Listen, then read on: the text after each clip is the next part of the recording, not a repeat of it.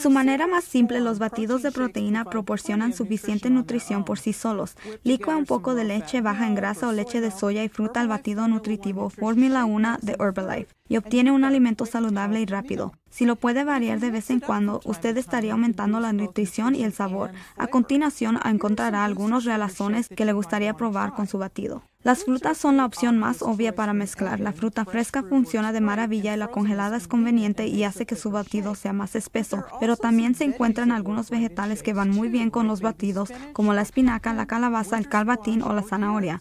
También puede intentar una mezcla de fruta con vegetales con piña o zanahorias. Las frutas y los vegetales proporcionan vitaminas minerales, fibra y antioxidantes adicionales. Su batido de reemplazo alimenticio con leche baja en grasa o leche de soya contribuyen una buena dosis de proteína y nutrientes, pero si desea aumentar su proteína aún más, usted puede agregar a su batido un poco de polvo de proteína sin sabor o yogur desgrasado sin sabor o requesón. También puede usar el tofu blando o si le gustan los lácteos. Algunas personas prefieren agregar grasa saludable a su batido y mezclan algunas semillas de lino o chía con su batido, pequeñas cantidades de mantequilla de cacao o de semilla como almendra, pistacho o camaño.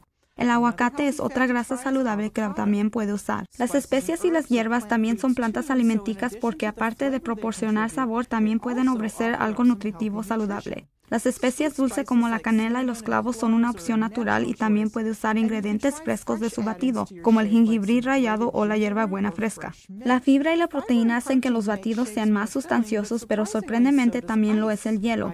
El hielo no agrega calorías, pero aumenta el volumen de su batido, así que usted consigue un batido más espeso sin calorías adicionales. Y si agrega lo suficiente, su batido podría ser tan espeso que tendría que comerlo con una cuchara, lo que ayudaría a que se tome su tiempo y podría hasta ser sustancioso.